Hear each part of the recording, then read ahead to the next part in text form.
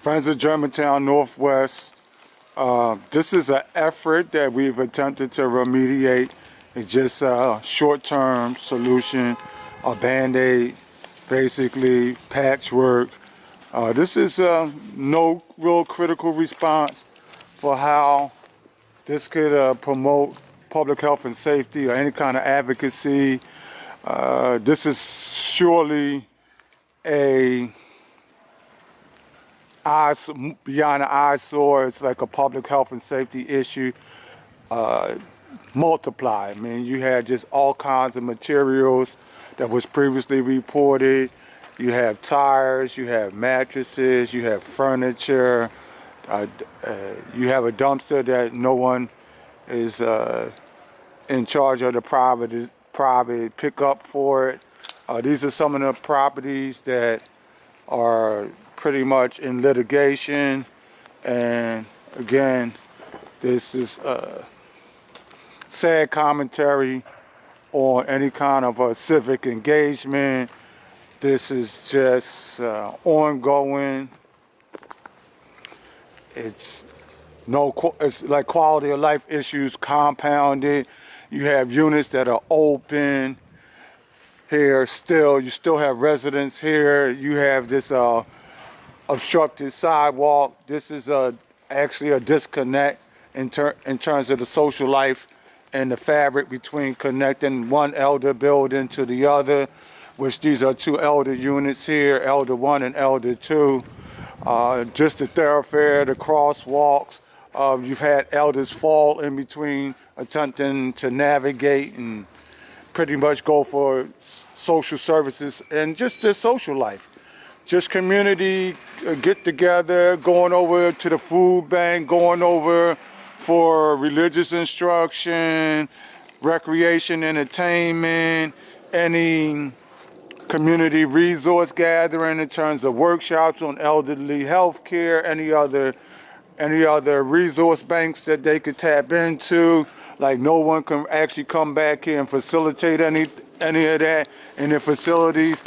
Well, it puts the residents in the one building to the disadvantage of not being able to equally travel from one to the other, or to go to the Freedom Square Plaza as their shopping district, as a retail strip mall model, which is still a poor model, but that's where their Dollar General, pharmacy, convenience, household items, basic household needs, random items, eateries, the laundromat, any of that stuff that they have to navigate to come through here.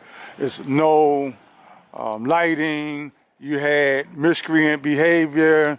You had the drug subculture. It just, all of this was infiltrated. And then way back to just having it remediated. And then when it's seasonal, it's all overgrowth, sight lines are obstructed again, or you don't have a view of anything back here. It's not lit. And it's a disconnect in terms of allowing people to come and go and navigate the residential blocks where they have family members. They're just basically telling someone young or as an elderly person just to bypass the whole area. And this is a commentary, certainly a community stakeholder, and we have made several attempts to negotiate this social condition, not to be the hazard, the public health and safety concern.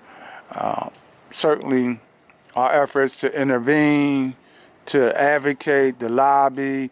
We're not even at the point where this is a prevention measure.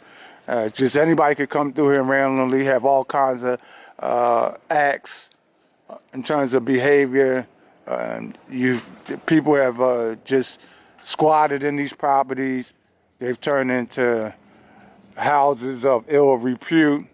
There's reports of drug trafficking, sexual assault that's being heard in the elder building. A lot of it's not unfounded.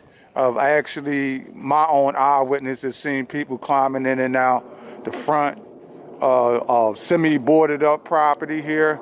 And then I've seen people just come and go in the back of it where the doors are open and the whole bit. So community policing model has just been the report to the citywide agencies to remediate it. We've had the streets department, we've had clip out, city life improvement program. We've repeatedly reported it on every level that we could have in terms of how the local, state government and officials address it. It could be litigated through a court in a long-term solution or resolution, so to speak.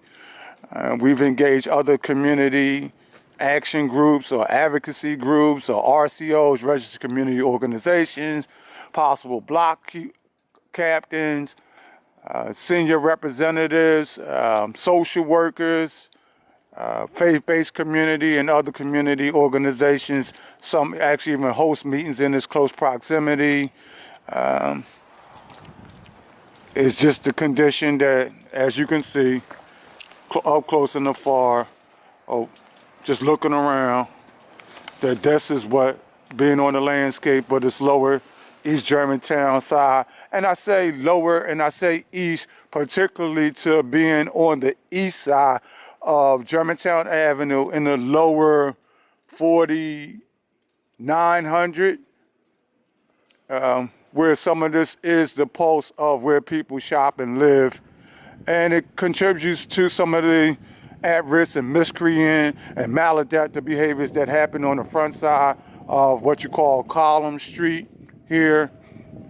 Because when you're looking at blight and the increase of crime, that's a cover. The blight and the trash, a lot of it's deliberate. So you can take some of the crime out of the trash and push some of it back just by securing it, boarding it up properly, calling license and inspection out, which I'm not able to convincingly say or confidently say that happened in terms of officiating.